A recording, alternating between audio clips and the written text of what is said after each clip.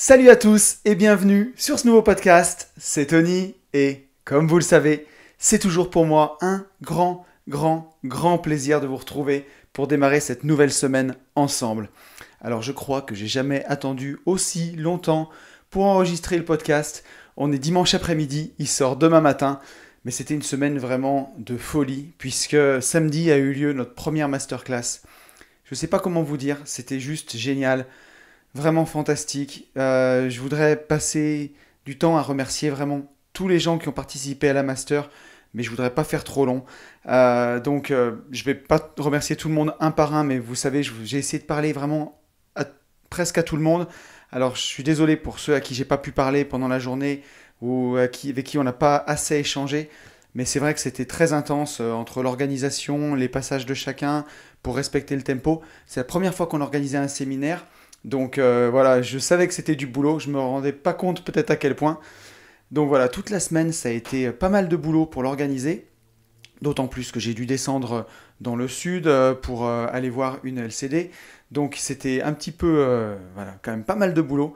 Mais vraiment, en tout cas, merci à tous. Merci à tous mes potes intervenants, Yann, Axel, Ben, Maxime, Ludo. C'était un plaisir d'être avec vous les gars sur cette scène. Je sais que vous écoutez, donc vraiment génial. Et merci beaucoup à tous les gens qui ont pris leur place, qui nous ont fait confiance. Franchement, vous avez été les premiers à nous faire confiance. Un merci infini à vous tous. La journée a été géniale grâce à vos sourires, à votre bonne humeur, à votre ambiance. C'était top, c'était un plaisir de vraiment de vous rencontrer, d'échanger avec vous, de connaître vos histoires, tout ce qui vous amène, tout ce qui vous a amené à la master, vos parcours, vraiment là où vous en êtes dans l'investissement, vos blocages. Voilà, et puis moi j'ai pu faire à la fin mon intervention sur le mindset et j'ai pris un vrai plaisir à la faire. J'ai eu aussi de bons retours, voilà, ça m'a vraiment touché à fond. Et on refera, on organisera un autre événement aussi, c'est sûr, parce que c'était vraiment génial. Donc voilà, écoutez, bon, pour tous ceux qui découvrent le podcast, hein, vous le savez, vous pouvez aller vers 8-9 minutes, puisque habituellement je reviens vers le podcast précédent. Aujourd'hui c'est un peu particulier, parce que je voulais revenir un petit peu sur la masterclass, voilà, sur tout ça, sur tous ces bons moments qu'on a passés ensemble. Donc voilà, écoutez, on refera. Merci à tous pour tous les messages que vous m'avez envoyés suite à la masterclass, tous les partages en story, pour vraiment tout ça, toutes vos ondes positives. Franchement, on a vraiment voulu beaucoup donner pour cette masterclass, mais vous nous l'avez rendu au centuple. Donc voilà, encore une fois, merci. Alors, comme d'habitude, je voudrais quand même remercier tous les gens qui ont réagi par rapport au podcast de la semaine dernière. Je vais essayer d'être rapide, hein, mais donc merci à Adrien, Mehdi, Philippe, Alex, Charles, Fabienne, Quentin, Steph, Thibaut, Anaïs, Xavier, Jérôme, David et Yann. Merci aussi beaucoup à Nestor94 et Bingbao pour vos 2 commentaires 5 étoiles sur Apple Podcast. Ça me fait hyper plaisir. C'est vraiment super sympa de partager, de mettre un commentaire 5 étoiles. Si vous pouvez le faire, ça m'aide beaucoup. Ça aide l'algorithme à mettre mon podcast en avant. Et donc ça permet de le partager avec même plus de personnes. Donc ça, c'est vraiment cool. Donc le podcast d'aujourd'hui, ça sera un petit peu particulier. Il y avait un sujet qui me tenait vraiment à cœur, on va l'aborder ensemble. Vous m'en voudrez pas si le podcast est un peu moins long que d'habitude, puisque c'est vrai que cette semaine, voilà, c'était très chargé. Je voulais juste finir en disant à tous les gens qui découvrent le podcast que si jamais vous avez envie de travailler avec Benjamin et moi, vous pouvez aller sur mon Instagram, @unevie-de-liberté. Vous cliquez dans le lien dans la bio, vous verrez, on a écrit un livre sur la division foncière, si vous voulez faire une opération de division parcellaire. On a aussi une formation sur le sujet, donc n'hésitez pas à aller découvrir tout ça. Si vous avez des questions, vous n'hésitez pas, j'y répondrai en DM avec grand plaisir. Écoutez, je vous propose qu'on passe sans transition au sujet du jour. Alors, le sujet du jour, il m'a été inspiré parce que cette semaine, je suis descendu dans le sud, dans une LCD que j'ai là-bas. Et je sais qu'à chaque fois que je descends là-bas, j'ai toujours parfois une appréhension de me dire est-ce qu'il y aura eu quelque chose de cassé dedans. Et je me suis dit, mais d'où ça devient toujours cette appréhension que quelque chose puisse être abîmé, cassé, alors que ma foi, tu peux faire marcher l'assurance. Alors là, en l'occurrence, ce bien il est loué sur Airbnb. Tu peux faire marcher l'assurance de Airbnb, c'est rien du tout. Et avant, j'étais plutôt matérialiste. Aujourd'hui, je le suis beaucoup moins. Mais je me disais, il y a une nuance entre c'est pas du matérialisme, c'est juste de voir que parfois, quand il y a de l'émotion, voir les choses changer, ça pouvait un peu créer comme une souffrance, une douleur, une gêne. Je me suis posé la question de d'où ça pouvait venir et ça m'a emmené sur le concept de l'impermanence. L'impermanence, donc c'est un concept bouddhiste, on va y venir dans le podcast, je vais tout vous expliquer. Je voudrais surtout revenir au tout départ de l'action sur comment ça se passe en fait, qu'est-ce que c'est cette souffrance, vraiment ce que je veux décrire avec vous. C'est par exemple quand on va annuler quelque chose, comme cette masterclass par exemple, puisque vous n'êtes pas sans savoir que nous sommes confinés, le monde va s'arrêter, c'est la fin du monde. Non, je plaisante, mais avec cette masterclass, on est passé juste avant le coronavirus et tout ce qui se passe, puisque le soir, le vendredi, quand on allait organiser la masterclass, notre cher Premier ministre, Édouard Philippe, a dit que voilà, on ne pouvait pas se réunir à plus de 100. Donc comme on était 50, on était bon. Et le soir, pendant qu'on mangeait au restaurant, on s'est fait foutre dehors à 11 heures du soir, puisque tous les restaurants ferment jusqu'à nouvel ordre. Donc je sais qu'avant cette masterclass, on avait mis beaucoup, beaucoup d'énergie pour l'organiser. Et je me suis dit, si c'est annulé, ça va être dur. Et je souffrais à l'avance en me disant que la décision d'annulation allait être difficile. J'acceptais pas que cette masterclass puisse être annulée. Ensuite, dans ce que je veux dire, il y a aussi la souffrance d'accepter de changer physiquement, par exemple. Je le vois quand j'ai repris le sport, il y a à peu près 1 an. Avant, j'étais très sportif, puis j'ai arrêté pendant 3 ans à cause de hernie cervicale. Quand je me suis remis au sport, ça a été très dur de me rendre compte à quel point j'avais des difficultés par rapport aux sportifs aguerris que je pouvais être avant.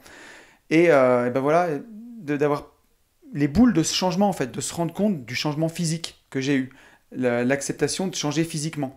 Pareil pour ceux qui m'ont rencontré, voilà, j'ai la barbe toute blanche et c'est apparu quand j'avais 33 ans. Lors de mon premier burn-out, en 3 jours, j'ai attrapé tout le menton blanc. Et je sais qu'à l'époque, ça a été assez difficile d'accepter ce changement physique, puisque c'est hyper soudain, quoi. Et c'est assez, voilà, c'est dur d'accepter ça. Accepter aussi, par exemple, ça peut être la fin d'une relation. Voilà, vous avez été avec une personne, c'était bien, et puis un jour, voilà, les choses changent, et la relation finit. Vous avez beaucoup, beaucoup de mal à l'accepter.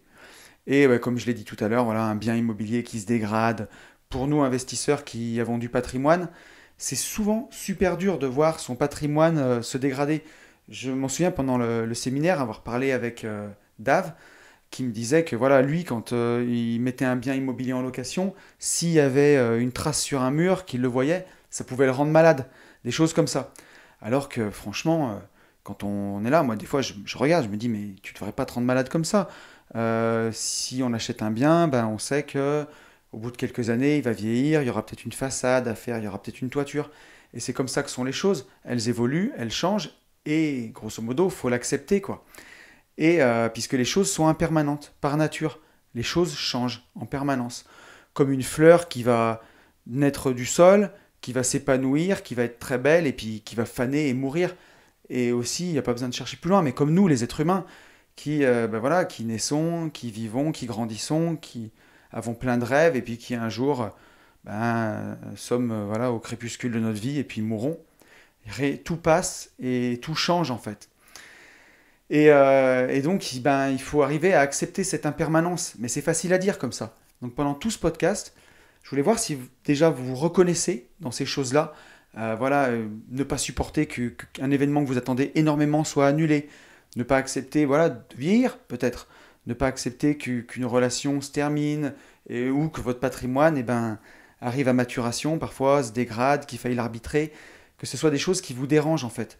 Parce que, on va prendre l'exemple du patrimoine, comme on est beaucoup de personnes qui écoutent ce podcast sont des investisseurs immobiliers, et même si vous n'êtes pas investisseur, vous avez sûrement peut-être une maison, une résidence principale ou quelque chose, et un beau patrimoine solide, ça donne souvent l'impression qu'il est éternel. Si vous avez par exemple une maison de famille dans laquelle vous allez depuis que vous êtes enfant, vous vous dites que cette maison, elle sera toujours là. Et on le voit à notre échelle d'être humain, sur l'échelle d'une vie humaine, entre 80 et 100 ans, quoi.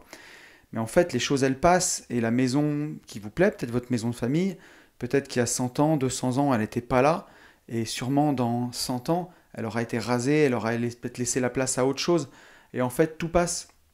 D'ailleurs, on le voit, hein, La pierre, à quel point c'est ancré dans notre société. Pour beaucoup de familles, on se divise pour de la pierre. À la fin, les héritages, les gens se déchirent pour ça. Est-ce qu'on partage? Est-ce qu'on vend? Est-ce qu'on garde? Personne ne veut accepter que l'impermanence des choses, en fait. Que on n'est pas, on dit qu'on est propriétaire, mais peut-être qu'on en est juste le gardien pour une génération et puis qu'après on le transmet. Et aussi peut-être que parfois c'est plus transmettable, c'est trop abîmé et qu'il faut passer à autre chose. C'est tout ça, j'ai envie, dont on parle dans ce podcast, toutes ces choses-là qu'il faut accepter. En fait, tout simplement, c'est la vie qui passe et qui change. Et on a envie de garder le contrôle, nous. Mais surtout quand on est investisseur, on s'est endetté sur 20 ans, on a contracté un crédit, on va mettre un locataire dans le bien, on attend un cash flow. Dans notre cas, en plus, c'est souvent pour quitter la rat race, pour quitter un job, et on n'a pas envie de se dire que le bien qu'on a mis, il va avoir besoin de réparation, il va avoir besoin d'entretien.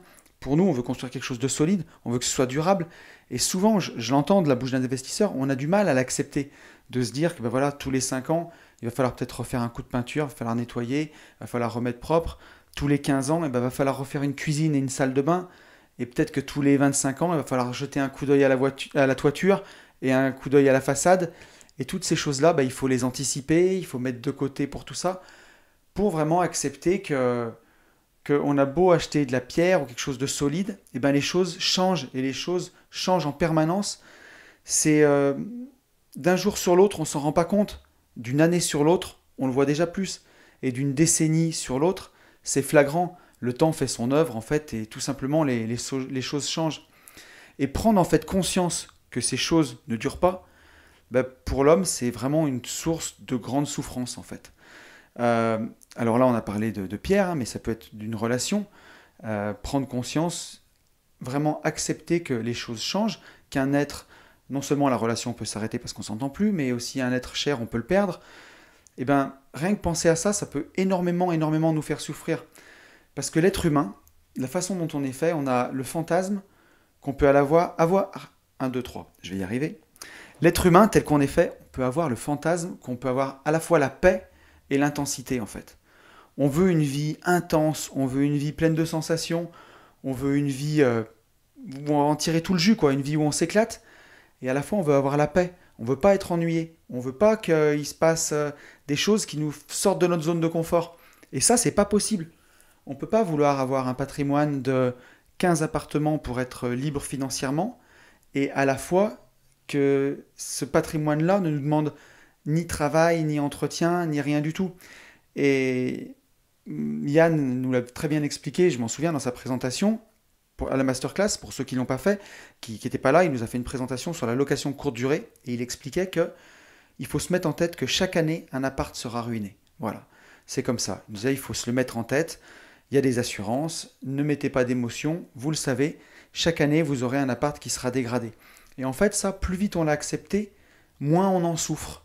Mais si vraiment on met beaucoup d'émotions, on se dit qu'on a fait les choses une fois et qu'on ne veut pas qu'elles changent, surtout on ne veut pas qu'elles changent, quand on va se heurter au changement, ça va faire d'autant plus mal.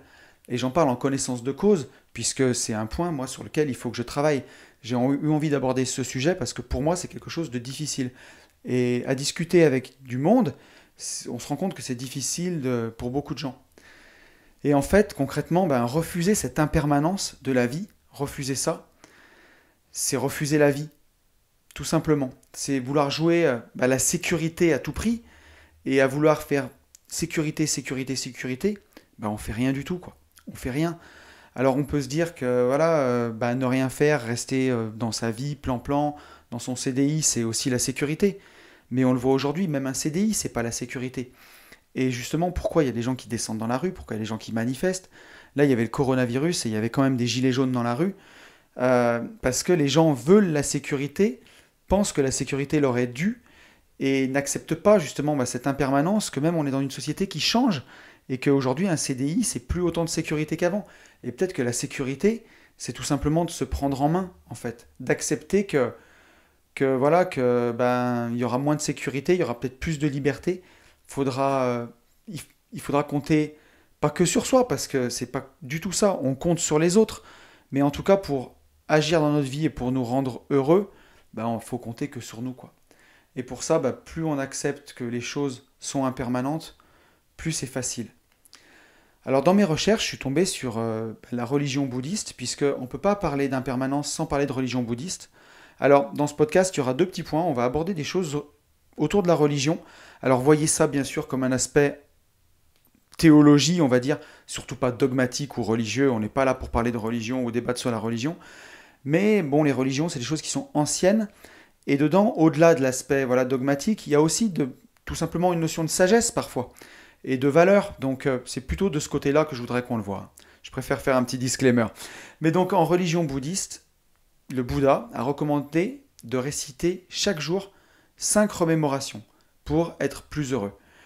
La première, c'est « Il est dans ma nature de vieillir. Il est impossible d'échapper à la vieillesse. » La deuxième, c'est « Il est dans ma nature d'être malade. Il est impossible d'échapper à la maladie. » La troisième, « Il est dans ma nature de mourir. Il est impossible d'échapper à la mort. » La quatrième, « Tout ce qui m'est cher et tout ce que j'aime ont pour nature de changer. Il est impossible d'échapper à la séparation d'avec ceux qu'on aime. » Et la cinquième, « Mes actions sont mes vraies possessions. Je ne peux échapper aux conséquences de mes actions. » Donc en religion bouddhiste, pour atteindre le nirvana, pour atteindre le bonheur, en fait, vraiment le bonheur intrinsèque qu'on a au fond de soi, le Bouddha recommande de se rappeler ces 5 remémorations. Qu'il est dans notre nature de vieillir, d'être malade, de mourir, et que tous ceux qu'on aime ont pour nature de changer. Voilà. Et je trouve qu'il y a une vraie sagesse là-dedans, une profonde sagesse. Et moi, ça m'a fait du bien de lire ça parce que je me suis dit, ce que tu ressens parfois, s'il y a un nom dessus, il y a des gens qui ont déjà pensé. Et quelque part, c'était juste normal en fait. C'est normal de ressentir ça, de ne pas avoir envie que les choses changent, parce qu'on a peur que notre sécurité soit mise, soit mise à rude épreuve en fait. Mais quelque part, tout simplement, c'est juste comme ça en fait. Et plus on l'a vite accepté, plus c'est simple quoi. Et ça conclut avec sa 5e remémoration. Les actions sont nos vraies possessions. Donc faut pas trop s'identifier à son patrimoine, aux choses qu'on fait, aux choses qu'on montre, même à son évolution physique, à tout ça, puisque c'est ça qui nous fait souffrir en fait. Et par contre, tout ce sur quoi on peut agir, tout ce qu'on peut faire, c'est ça nos vraies possessions. On va prendre l'exemple, mais justement, quand je suis arrivé dans ma LCD, la semaine dernière, il y avait 2 poignées de porte de cassées, quoi. La précédente locataire a cassé 2 poignées de fenêtres, et n'a rien dit. Donc bien sûr, recours, Airbnb, tout ça. Mais j'étais choqué, et en fait, qu'est-ce que je pouvais faire? Soit je pouvais me morfondre en me disant, mais c'est pas vrai, mon bien se dégrade, les choses changent, dans quel état ça sera dans 10 ans si je le loue tout le temps, et ainsi de suite. Non. J'ai juste agi en fait, je me suis dit, tu vas à la quincaillerie, tu démontes, tu prends le modèle, et à la fin de la journée, c'était réparé, c'était comme neuf, c'était comme avant. Et j'aurais pu m'éviter juste toute cette souffrance en fait, juste en agissant, en disant, les poignées sont cassées, c'est comme ça, je démonte la poignée, je la prends, je vais la changer, et on n'en parle plus. Et on accepte que les choses vont changer, les choses vont bouger, et ainsi de suite, tout simplement. Et ça conclut dans cette 5e remémoration, je ne peux échapper aux conséquences de mes actions. C'est ça qui est vraiment aussi important, c'est qu'on voit la responsabilité qu'on a en fait en agissant. C'est à la fois une liberté et à la fois une grande responsabilité d'agir. Et c'est ça que je trouve super beau en fait. C'est que quelque chose qui peut nous faire peur d'agir, c'est à la fois le levier pour changer. Ça c'est fantastique. Et notre conscience en fait, c'est bien malgré nous, mais elle nous attache aux phénomènes, aux objets. Et c'est ça, c'est une cause de souffrance, tout simplement, parce que, on refuse de voir que les choses vont changer. Et il y a un des rappels des 4 nobles vérités du Bouddha. C'est non seulement il a ses 5 remémorations, mais il a ses 4 nobles vérités. La première, c'est la vie est souffrance. Ensuite, la cause de la souffrance est l'attachement. La souffrance cesse quand l'attachement cesse. Et en 4, il existe une méthode pour que la souffrance cesse. Donc là, je pense que c'est on ne peut plus explicite. Alors quand le Bouddha dit la vie est souffrance, je suis vraiment allé chercher.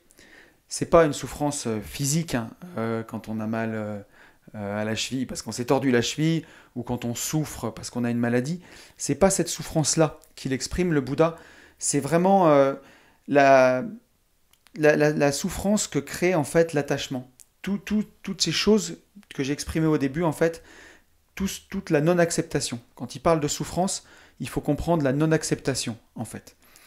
Et voilà, et donc le souci, on le voit, c'est l'attachement aux choses. Et ce mot, il est vraiment, vraiment puissant, parce que dans une relation de couple, par exemple, quand on aime une personne sincèrement, alors on l'aime qu'elle soit avec ou sans nous. Mais quand on a de l'attachement pour une personne, c'est pas de l'amour en fait, et qu'on veut pas la laisser partir, c'est juste parce qu'on veut pas que les choses changent, on veut pas que notre vie change. Quand notre patrimoine, on a constitué un patrimoine en tant qu'investisseur, et que on le voit pas comme l'outil de notre liberté, mais qu'on le voit comme notre patrimoine, nos biens, mes possessions, on a de l'attachement pour ce patrimoine et on souffre de le voir évoluer. Alors que quand on le voit comme un outil de notre liberté, on le voit comme quelque chose qui est vivant, qui est en perpétuelle évolution en fait. Et donc, ben, à nous de nous adapter. Et plus vite on s'adapte, plus vite on tourne autour de tout ça, et mieux on se porte, et plus c'est facile. Donc cet attachement, il peut prendre plusieurs formes. Donc bah, la première, on vient d'en parler, mais c'est l'attachement à l'ego, à notre ego en fait. Et donc grosso modo, on pourrait le traduire par je suis ce que je possède. Ça, c'est vraiment, faut surtout pas tomber là-dedans, quoi. Si vous partez de zéro, si vous accumulez du patrimoine, ça peut être grisant. Et au bout de quelques années, quand vous allez rembourser les crédits, les montants peuvent être impressionnants. Et si vous n'avez pas d'humilité, si vous êtes trop dans l'ego, vous allez vous identifier à votre patrimoine, à ce que vous possédez. Et après, ça donne des gens qui prennent les gens de haut et tout ça. Et ça, c'est vraiment pas ce qu'on veut. En tout cas, si vous écoutez ce podcast, c'est sûr que c'est pas ce que vous voulez. Mais voilà, et c'est compliqué quand on bâtit un patrimoine. Ça peut, entre guillemets, définir notre nouvelle identité.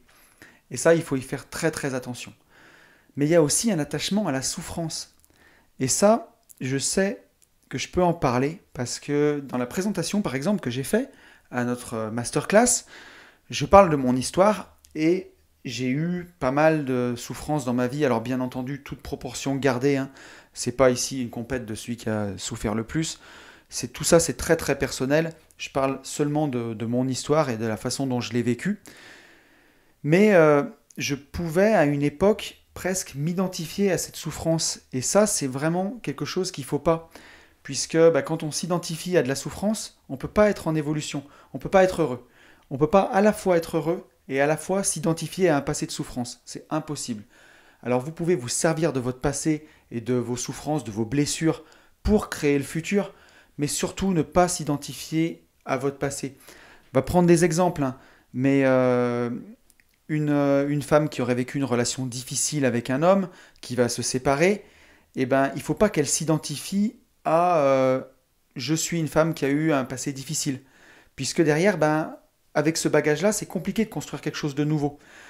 J'essaie de prendre d'autres exemples, mais un salarié, par exemple, qui aurait subi du harcèlement professionnel, bon, il peut peut-être monter une assoce pour aider des gens qui ont subi du harcèlement professionnel et plein de choses comme ça. Mais surtout dans le processus, il ne faut pas qu'il s'identifie comme personne harcelée, parce que sinon, non seulement il aura du mal à aider les autres, mais en plus il va en souffrir et il ne pourra pas en sortir. Donc c'est vraiment quelque chose à bien garder en tête, faire attention à l'attachement, puisqu'on peut avoir, c'est une sorte de syndrome de Stockholm en fait, hein, mais un attachement à sa souffrance. Euh, Presque ça nous définit. On a tellement eu l'habitude de souffrir, par exemple dans le passé, que ben, la zone de confort devient la souffrance. Et sortir de sa souffrance, c'est sortir de sa zone de confort. J'ai fait un entretien avec John, mon coach de CrossFit. John, si tu m'écoutes, euh, qui me parlait justement de garder un stress qui n'est pas à soi. Et moi, je suis un peu une éponge émotionnelle, par exemple, quand je suis avec des gens qui sont très joviales, et ben, je partage avec eux. Et quand je suis avec des gens qui sont très très négatifs, il faut souvent que je m'en aille. Je ne peux pas rester avec des gens comme ça parce que leur négativité, elle me touche beaucoup. Et voilà, j'ai l'impression d'être très perméable aux émotions négatives. Et comme j'ai pas envie de les ressentir, je me coupe. Donc j'ai du mal à rester avec des gens qui se plaignent, des gens très très négatifs, puisque je prends leur stress en fait. Ils me contaminent. Et bah, John, justement, en parlant, voilà, il me disait, bah, pour faire partir ce stress qui n'est pas à toi, tu peux avoir, par exemple, tout simplement faire 2 minutes d'effort physique pour faire sortir du stress, ou faire de la cohérence cardiaque, des respirations. Ça aide à faire sortir du stress qui n'est pas à soi. Donc, quand vous avez de la souffrance, quand vous vous identifiez à de la souffrance, cette souffrance-là, c'est votre passé. Vous avez souffert, mais normalement, vous souffrez plus aujourd'hui. Il y a des choses qui vous ont fait souffrir, mais vous souffrez plus. Et en maintenant cette souffrance, en vous identifiant à cette souffrance, en ayant de l'attachement pour cette souffrance, vous gardez un stress qui était à vous, mais qui n'est plus à vous et qu'il faut faire partir.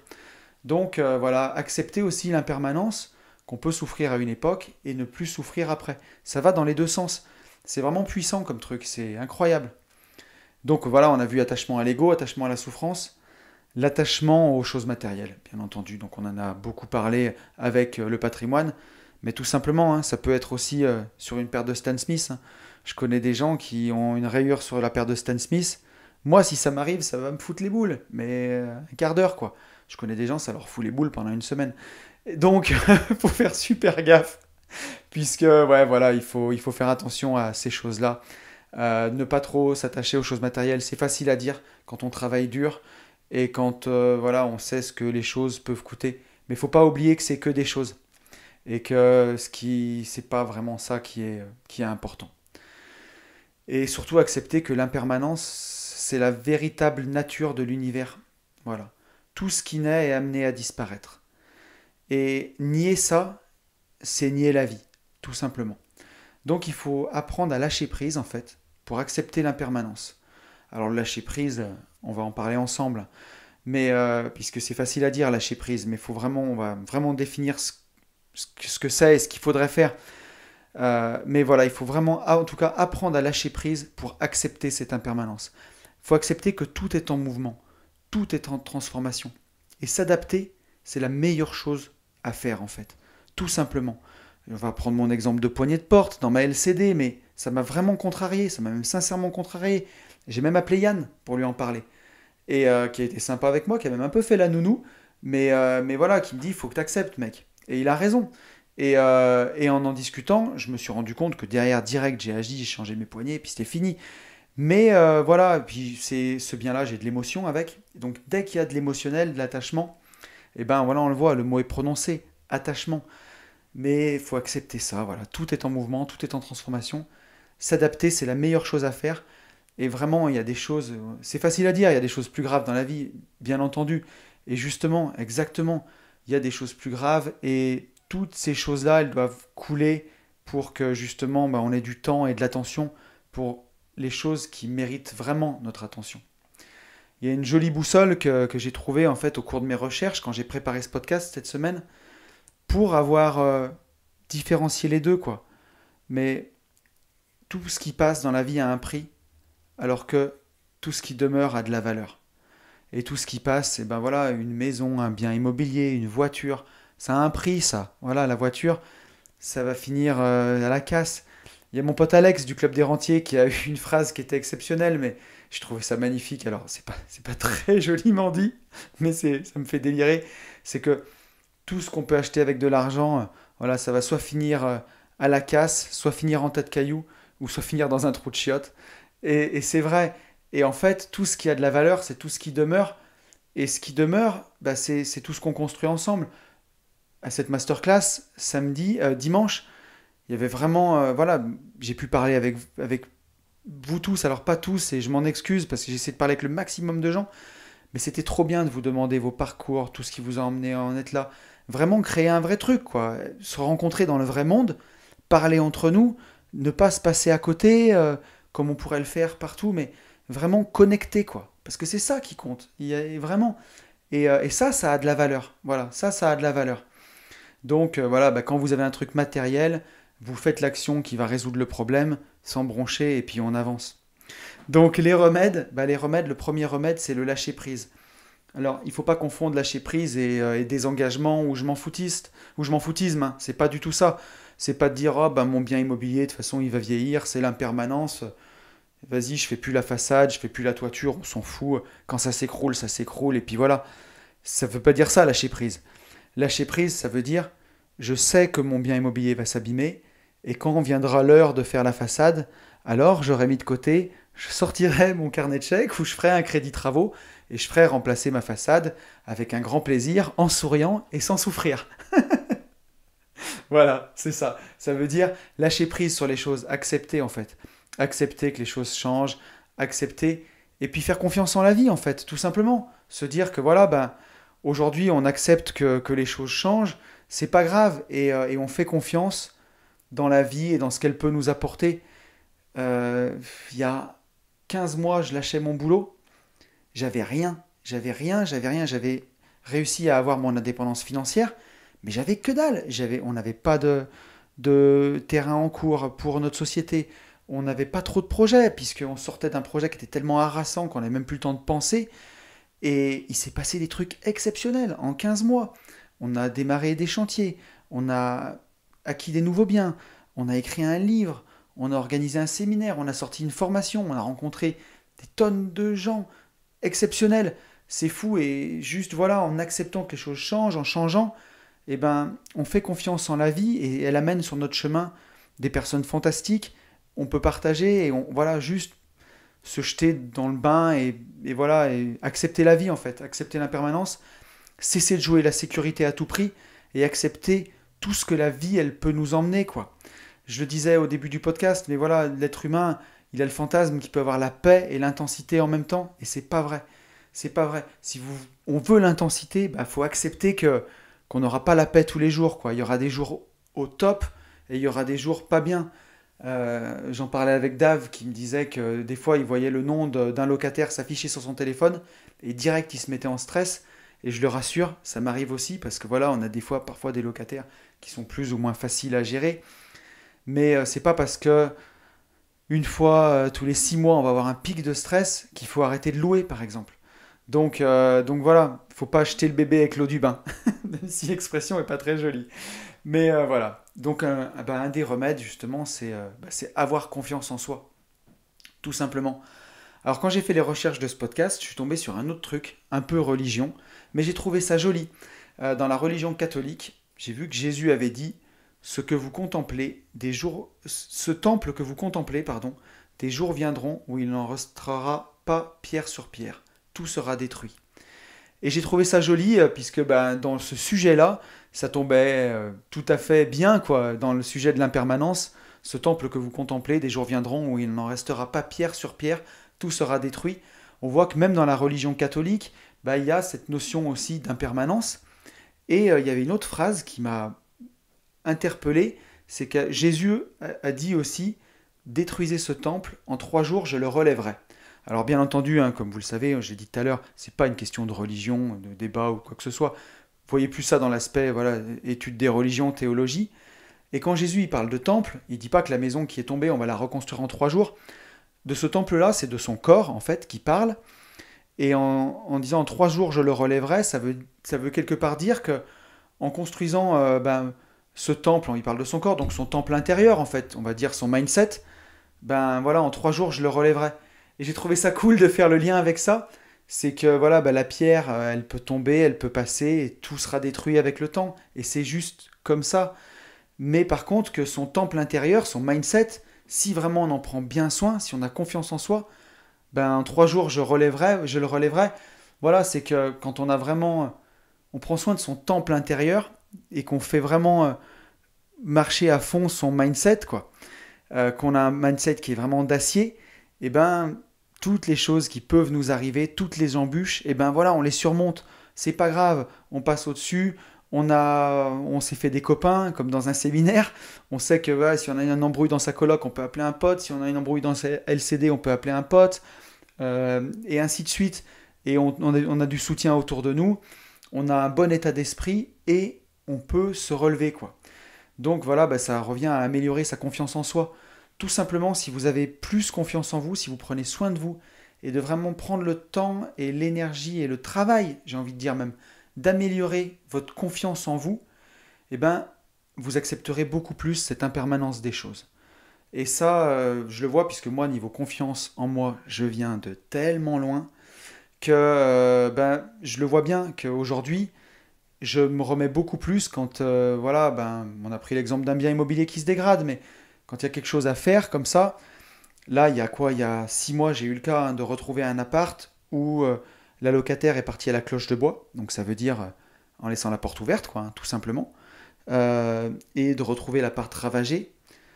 Franchement, ça m'a rien fait. J'ai dit, bah voilà, c'est comme ça, c'est tout. Ça faisait 10 ans que la locataire était là, 10 ans qu'elle payait son loyer. Elle a décidé de partir comme ça.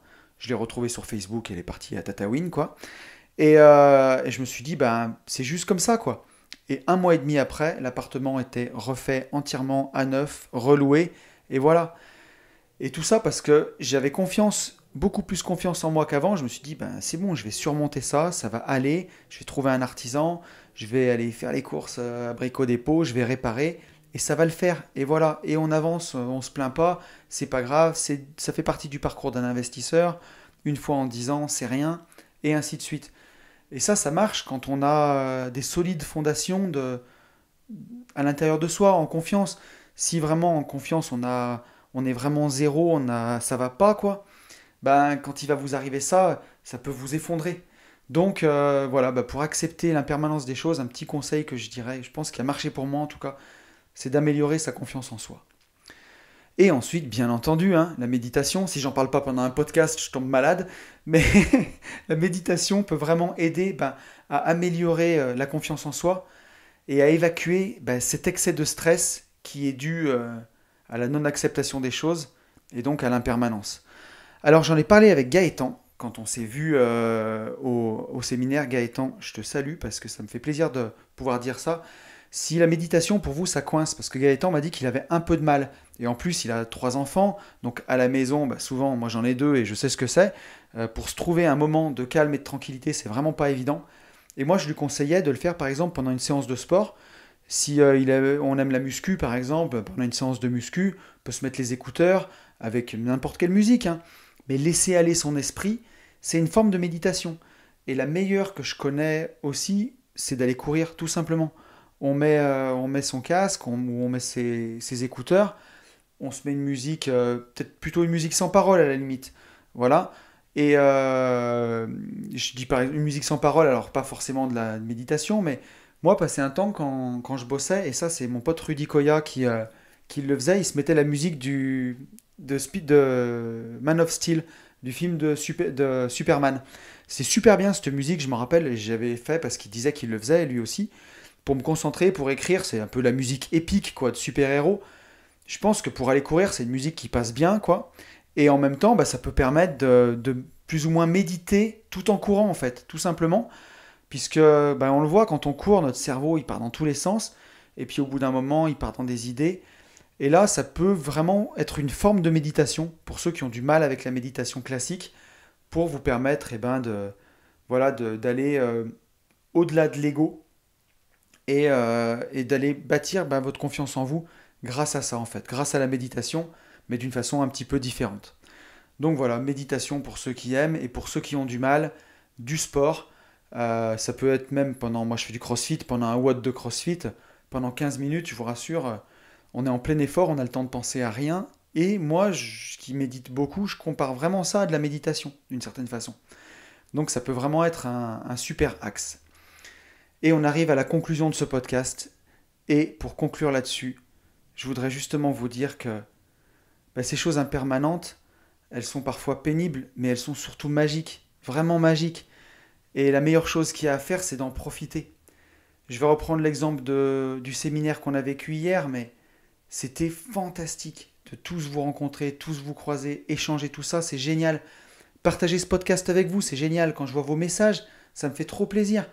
Et ça, c'est l'impermanence même, le moment que vous passez à écouter ma voix. C'est voilà, ça passe et ce que j'ai dit il y a 10 minutes, c'est déjà passé, et ainsi de suite. Et profitez des moments avec vos proches, de tout ce qui change en fait, puisque c'est ça qui a de la valeur. Profitez de belles vacances. Je vois Xavier m'a envoyé des photos d'un endroit à Sifour-les-Plages, où il va aussi, qu'on affectionne beaucoup. C'est magnifique et à chaque fois qu'il m'envoie des photos de là-bas, il me fait partager son moment de bonheur, puisque je connais ce coin. Et c'est génial. Donc voilà, des vacances avec vos proches, profitez-en.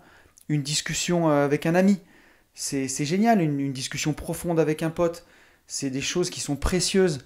Un bon moment avec votre famille. En ce moment, en plus, on est tous confinés ensemble. Donc voilà, par exemple, pour prendre l'exemple de ce coronavirus qu'on est tous en train d'expérimenter en ce moment, plutôt que de se plaindre, de se dire putain, ma LCD, elle est pas louée, moi aussi j'ai des annulations et voilà, et c'est pas cool. Mais quand on va vieillir, est-ce qu'on se rappellera de ces 2 mois qu'on va passer peut-être, où on aura eu des annulations, on aura fait rentrer un peu moins de chiffre d'affaires, ou est-ce qu'on se rappellera plutôt du moment où on a été confiné en famille et on a passé une journée entière à jouer au Monopoly? C'est voilà, la réponse, vous l'avez quoi. Donc voilà, en ce moment, avec ce coronavirus, on peut se dire putain, j'avais une rénovation à faire, j'avais ça. Merde, j'avais ce rendez-vous professionnel, il fallait absolument que je le fasse. Mince, je voulais développer mon patrimoine et je suis coincé à la maison. Au contraire, c'est pas grave ça. Faut mieux l'accepter et on profite. On va être avec notre famille. Profitons-en, profitons de nos proches, profitons de ces moments privilégiés parce qu'au final, c'est vraiment ça qui compte. Et on est investi. Enfin, beaucoup de gens qui écoutent ce podcast, en tout cas, sont investisseurs. Et on a toujours le nez dans les chiffres et dans l'argent. Mais au fond, pourquoi on fait ça? Pour avoir l'indépendance financière, ok. Et pourquoi on veut l'indépendance financière? Justement pour avoir du temps pour être avec nos proches. Et ça, c'est par définition impermanent. Et justement, c'est pour ça que c'est ça le plus précieux. Et c'est de ça qu'il faut profiter. Voilà, je crois qu'on est arrivé au bout de ce podcast. Écoutez, je vous remercie tous de m'écouter aussi nombreux. Si vous voulez me mettre un petit like, un petit commentaire 5 étoiles, je ne veux pas trop forcer, mais n'hésitez pas, ça aide à faire connaître ce podcast. Si ça peut aider des gens, même juste une personne, j'en suis ravi. Et donc voilà, si vous voulez m'aider ou partager le podcast, à chaque fois, je vous en remercie vraiment grandement. Je vous souhaite de passer une bonne semaine confinée. Je vous souhaite d'avancer vers vos rêves. Vous pouvez lire en ce moment en plus, parce que là, c'est vraiment la période pour gonfler votre mindset. Voilà, écoutez, si vous avez envie de partager, n'hésitez pas à m'écrire. À chaque fois, ça me fait super plaisir. Je réponds à tout le monde, bien entendu. Je vous souhaite d'avancer vers vos rêves. Je vous souhaite de vivre des moments exceptionnels. Je vous souhaite d'accepter l'impermanence pour pas trop souffrir. Je vous souhaite de passer des bons moments. Et vous le savez, je vous souhaite, par-dessus tout, de vivre libre.